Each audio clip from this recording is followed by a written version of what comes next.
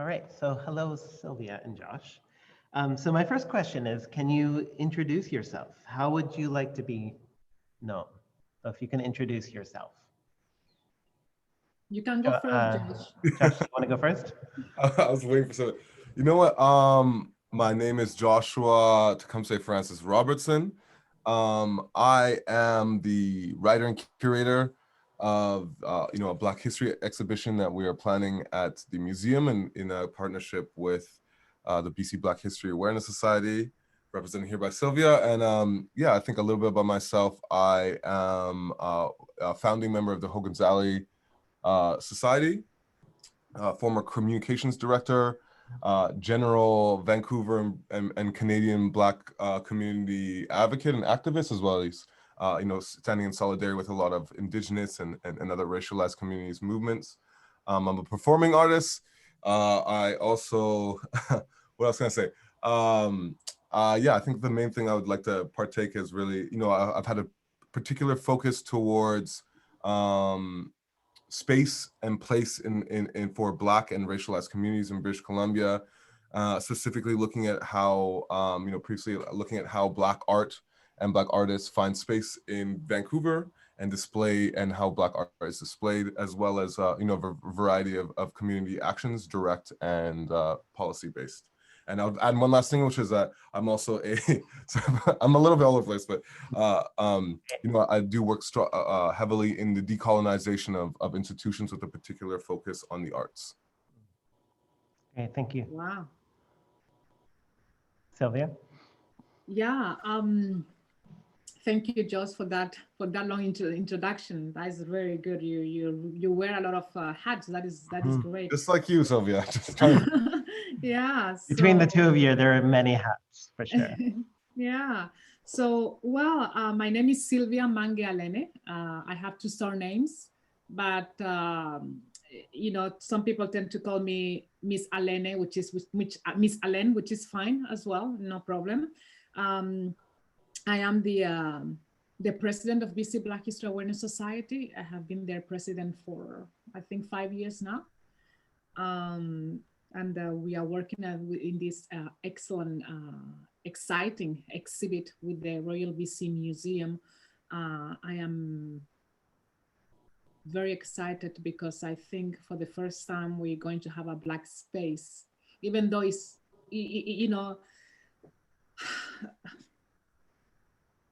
even if it's in a museum, you know what I mean? It's a step, it's a start. And I'm hoping that eventually Black people will be able to have a place where they can take their children and where they can spend time, where they can, go and have fun and have something that children can go and learn about their culture, regardless of their where they come from, regardless of what background they come from. Yeah, so that is number one. And then I am the founder of Kulea Love. Kulea Love is a social enterprise, and we only hire immigrant women, and it was created for immigrant women. And this is we call ourselves the community support workers. We go out and we help people with their activities, whatever those activities may be. We tend to work more with seniors and children because seems to be the two cohorts that need the help the most. And they are the most vulnerable ones as well. And so that is Kulea Love. And then I have Kulea Culture Society, which is a non-for-profit. And our purpose is to raise awareness and reduce ethno-racial prejudice, discrimination, and stereotyping. And we do that through events, programs, cultural exchange, and research. And so that is what I do. Great, thank you so much, Sylvia and Josh. Your first point, Sylvia, sort of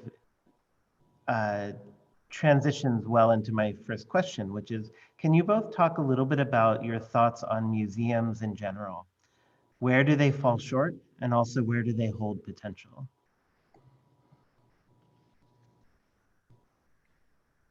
Whoever would like to take that First first. is, all All right. I think specifically in the context that we're discussing this, that we have to acknowledge the deeply colonial history of museums. However, there also lies the potential that we see in projects such as the one that we're working on to redress the history of colonial, in fact, this is violence towards cultural communities through various means. One thing that we want to focus on, and sorry, Chris, if I'm jumping to an area of the question, No, please. We want to focus on in this exhibit, and we hope to, is to really derive it from the community and hear what the community wants, but also to communicate an active history. Oftentimes, racialized communities, culture has been put into a place of stagnancy in museums. These were people who existed. These are cultures that used to exist.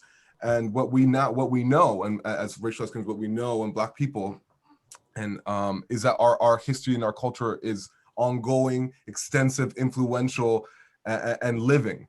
And so, the acknowledgement and the redress, I think, is important to understand the history of museums and how they've functioned to disenfranchise people from their cultures at times, or to box them in, and in fact, actively whitewash a certain history and create narratives of old stock.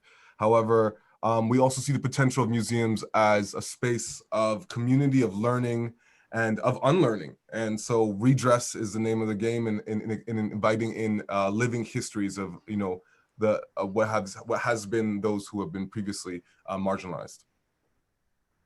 Mm-hmm. I really like that acknowledgement that the potential is also in the unlearning, and that there's an active process of unlearning that needs to happen. So thank you for that. Silvia, how would you respond to that question of Mm-hmm. where do Very museums fall interesting. short and where do they hold potential?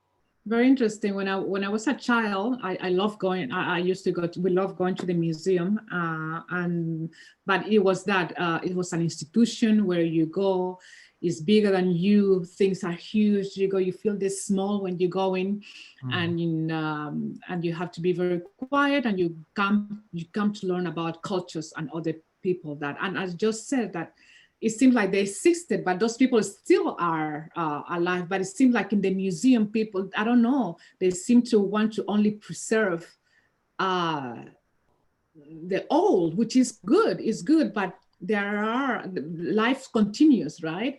And so I think with this, and that's why I like this exhibit, because I think for us, it's going to be a little bit of that. It's going to be a continuum. It's going to be at the beginning, but also it's going to be a continuum of what Black is in BC. And that is something that really, really excites me.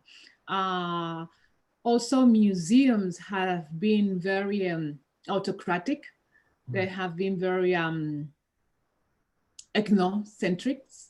And so it's nice to see that this museum, because I haven't worked with others, but it's nice to see that this museum is trying to change that relationship, and is allowing the community to take the lead, which is also one of the things that really excite me about this exhibit, because it's Black led, and the museum is being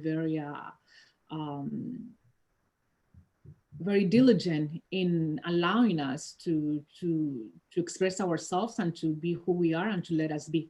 So I really appreciate that. Thank you. Well, we really appreciate you saying yes to co-creating this together and taking the lead on it. Can I comment? Please. Silvia, that was fantastic. I liked really what you said about, and something I actually took notes just now. So I just want to say, because I think that what you just described, something I hadn't, as an experience we all had about walking into the museum and feeling that way about this big instance, like quiet, big halls, and to only preserve things, and people have to be quiet. And in fact, it's very contrary to, what a lot of different cultures are, and the way that we learn and engage with culture. And I think I took notes. I just wanted you to know that I really appreciated you sharing that, because what you described as a child when you walk into, I also spent lots of times in museums and loved it, but I also, that could have been there's ways to make that experience different for, Black people and all. Anyways, I really appreciate it. Thank you. Sorry to interrupt. Yeah, no, because those are choices that are made that to create the environment of a sort of typical museum. And there's no reason why it needs to be that way. And if sort of central tenets of the museum get challenged and changed, then it doesn't need to be that way. It doesn't need to be a sort of quiet, like echoey and imposing space. It could be lots of different things. With that, so what are your hopes and aspirations for this project, the Black History Exhibition project that you're currently developing? Silvia, you're taking this one first. I'm gonna ask Silvia to go first this time. Okay, no problem, no problem. I think I said a little bit of my hope. It is really funny. I don't know what is it with Black people, but we don't tend to get it together, you know? Everywhere I have lived, well, forget Spain, forget Spain, but we have problems in getting a place. Why everybody else has a place and we don't have a place, right? And somebody was saying to me yesterday, it's because, you know, that diversity as well, you know, and that, but I learned something the other day. There is a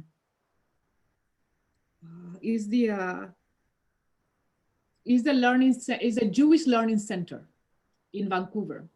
So they have this beautiful learning center, and what they do is they don't have only one exhibit, they rotate exhibits. And I thought we can have that too. If it's about that, we can rotate. One day is the one month is, let's say, the people from Trinidad and Tobago. Another month is the people from Jamaica. Another month the people from, you know, we can rotate, we can do that, you know. The point is to have a place where we can go, look at our stories, take our children, have a library, sit there, have a coffee shop, you know, and that doesn't mean that only Black people go there, but it's a Black space. It's built by Black people, is run by Black people, and is designed by Black people. And everybody, of course, because as you know, we Black people are very welcoming people. We are extremely welcoming people. So it's for everybody, but to have a place where people can, we can take our children and learn about our own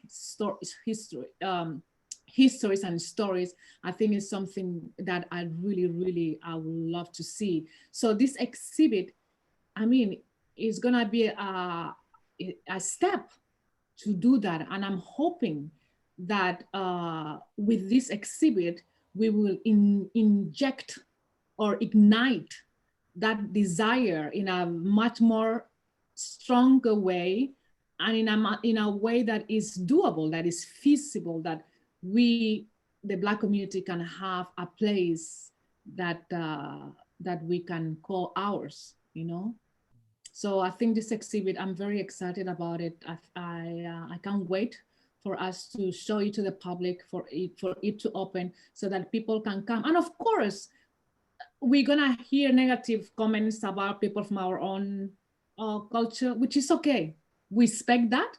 But the most important thing is that as far as we know, we will do the job the best that we will be able to do it. And that is what we have to think. We will be very proud of it. And we hope that the Black community will be very proud of this exhibit.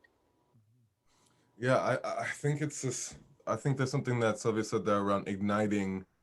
And, you know, for me, I think that we, you know, growing up here, I was told a history that we did not, you know, absent from the history I was told was our existence as Black people in this country and in British Columbia oftentimes. And I came to learn that Black people exist there. I came to learn that Black people, as also the reasons that they were sometimes excluded from this living here. And I think that speaks to the belonging and you know, something that a lot of Black people sometimes find hard. It's hard for them to find here when we don't see ourselves reflected in the history taught to us, or in the art, or in the institutions at the executive level. So one of the things I think that's exciting about this is the ability to hear from the community, to take some of their hopes, dreams, aspirations, and to try to apply that in some of my job to the history of our people here and the ongoing history, and try to ignite a notion that we not only have been here, but have contributed and continue to contribute and exist in influential ways. And I think that will create this belonging, and not only that, but ignite a greater interest in not only our history, but a celebration of the linkage that we are also Canadians, and that it's not only it's not only history for Black people. This is Canadian history, and something that we can all share. So that's what I'm excited about. So to create the belonging for the Black community, and from that to create a common understanding and kinship amongst Canadians. Mm-hmm. It is Canadian history for sure. I echo that. It is Canadian history, you know. Mm-hmm. Maybe speaking, so my last question is maybe speaking to that issue of belonging, or that feeling of belonging. Can you, so I don't know how to phrase this. Like, if I'm just wondering if you can think of one person that you're really looking forward to bringing to this exhibition and showing. And I'm thinking, Josh, a little bit of how early on you really want to center emotion and emotional like response to the core of what the exhibition is about. So what is that going to be like to bring that one person? Who is that, and what do you hope that they feel while going through? Oh, I can answer first. I have two people. I have both my mom and my nephew. My mom, who has long, struggled and fought for not only, to see her children and her family find belonging here, but also as someone who has our family has a proud history and tradition, and fought for that acknowledgement of the contributions of Black people to this country, and our existence and our belonging. But also I'm excited to bring my nephew because, I'm excited for the future of how people in this country, along with the work that the Black History Awareness Society is doing, to bring awareness to Black Canadian history, which is, again, Black Canadian history, or Canadian Black, however you want to describe it, which is our history collectively as a country. And I'm excited about the prospects of, that generation's ability to have it ingrained and embedded in the school education systems and programs and curriculum. To grow up with a sense of that belonging that we just discussed. So yeah, it's actually a little bit emotional. I'm quite excited for that future for my nephews and for the next generation of young Black people who can find identity and belonging and, celebrate their great capacity. And I think that's the things I'm excited about for him to look at the capacity of all these Black people and the tremendous abilities that we have and contributions. And whenever we've been giving an inch, we've taken a yard. So I'm excited for that. Mm-hmm. Yeah, I'm excited. Well, yeah, this is a little bit emotional. It is indeed, because as I said, I grew up in Spain and there was nothing like that. There is nothing like that in Spain. Like, in fact, when I say to people, when they say, oh, we are going to Spain on holiday, and I said, okay, do me a favor. When you get to the airport, look around how many people you see working at the airport, even sweeping the floors, right? So we do that. We leave our continent that we love very much, and some by choice, and some for obligation, and some because they were stolen from there.